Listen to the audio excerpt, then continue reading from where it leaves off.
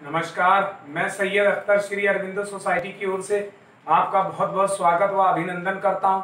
हम आज शिक्षा में शून्य निवेश नवाचार कार्यक्रम ZII द्वारा संकलित एक रोचक व अभिनव नवाचार के बारे में आपको बताएंगे।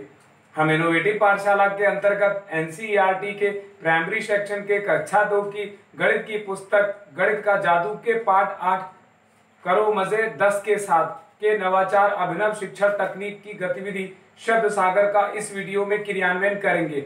हम आशा करते हैं कि आप इस वीडियो को देखने के उपरांत इस नवाचार तकनीक को अपने विद्यालय व कक्षा में अवश्य लागू करेंगे। इस पाठ को ZII के कई नवाचार गतिविधियों से पढ़ाया जा सकता है, परंतु आज हम इसे शब्द सागर से समझेंगे। तो आइए पाठ का सार समझते हैं। प्रस्तुत पाठ करो मजे 10 के साथ संख्याओं को जोड़ने और नोट तथा सिक्कों की पहचान की जानकारी पर आधारित है। इस नवाचार की नवीनता यह है कि इसमें पाठ छात्र सहपाठियों के साथ मिलकर पाठ का पुनः अध्ययन करते हुए गतिविधि का आनंद लेते हैं, अपनी शब्दावली बढ़ाते हैं, अभिव्यक्ति की कला को समझते हैं और लेखन शैली को मजबूत करते हैं। इस प्रकार इस नवाचार की क्रियान्वयन प्रक्रिया के अंतर्गत पढ़ाए जा रहे पाठ की संकल्पना के पुनः अध्ययन के लिए पाठ पर आधारित चित्रों, वाक्यों, कहानी, कविता, मन की बात, समाचार इत्यादि को पर्ची के माध्यम से संख्या के विस्तारित रूप को दोहराया जाता है।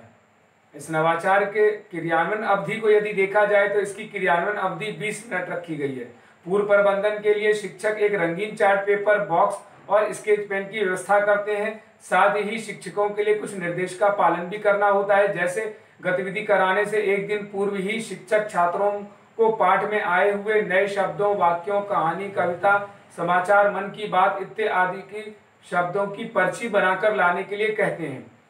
पर्ची के पीछे छात्र अपना नाम व कक्षा अवश्य लिखते हैं। शिक्षक सभी छात्रों की भागीदारी को भी सुनिश्चित करते हैं।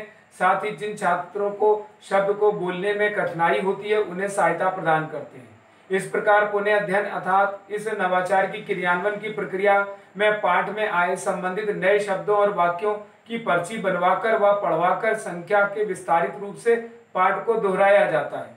गतिविधि को शुरू करने से पूर्व शिक्षक इस बात का ध्यान रखेंगे कि पाठ को पहले ही पढ़ाया जा चुका हो और उसकी व्याख्या भी की जा चुकी हो।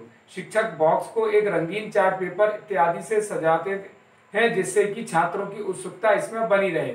अब शिक्षक छात्रों से पूछते हैं कि आज हम इस बॉक्स के द्वारा एक खेल खेलने जा रहे हैं, क्या आप तैयार हैं? तो छात्र हाँ में उत्तर देते हैं। इसके बाद शिक्षक एक छात्र को पास बुलाते हैं और बॉक्स पर शब्द सागर लिखवाते हैं।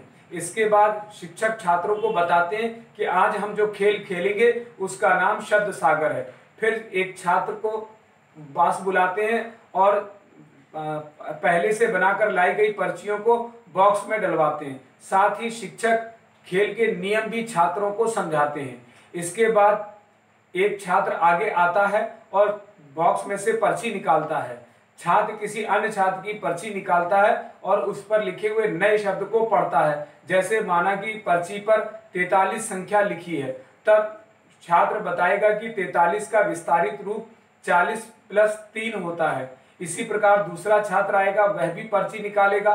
पाठ के कॉन्सेप्ट के आधार पर वह उसको पढ़ेगा। माना दूसरे छात्र की पर्ची पर 55 संख्या लिखी है, तो छात्र बताएगा कि 55 का विस्तारित रूप 50 + 5 होता है। इस प्रकार एक एक कर छात्र पाठ के कॉन्सेप्ट के आधार पर पुनः अध्ययन कर लिया जाता है। अंत में शिक्षक बताते हैं कि आज हमने पाठ करो मजे 10 के साथ से नए नए संख्याओं को सीखा और उसके विस्तारित रूप को जाना। इस प्रकार निष्कर्ष रूप में कहा जा सकता है कि शब्द सागर गतिविधि से सीखने के अनेक प्रतिफल प्राप्त होते हैं, जैसे 2 अंकों की संख्या के साथ कार्य करते हैं तथा 1 से 99 तक की संख्या को पढ़ते हैं, लिखते हैं, गिनते हैं और उनका स्थानीय मान ज्ञात करते हैं तथा साथ ही उसकी तुलना भी करते हैं तथा अपने स्तर और पसंद के अनुसार कविता, कहानी, चित्र, पोस्टर आदि का आनंद उठाते हैं। शब्द सागर गतिविधि से शब्दों की छात्रों में शब्दावली का विकास होता है। साथ ही विभिन्न उद्देश्यों के लिए अपनी भाषा और स्कूली भाषा का प्रयोग करते हुए बातचीत करना, तर्क करना और प्रश्न पूछने की कला सीखते हैं। साथ ही साथ सूक्ष्म और प्रत्यक्ष पहलुओं की बारीकी से उनका अवलोकन करने की क्षमता भी विकसित करते हैं।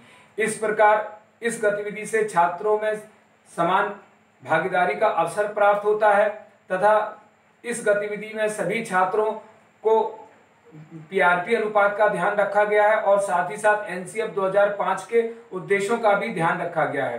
साथ ही पाठ करो मजे 10 के साथ का शिक्षक एक निर्धारित माह में ही पाठ को पढ़ाते हैं। इस प्रकार कहा जा सकता है कि इस नवाचार से छात्रों में गहन सोच के साथ आत्म जागरूकता, सृजनात्मकता तथा पारस्परिक संबंधों के साथ ही जीवन कौशल मूल्य का विकास होता है।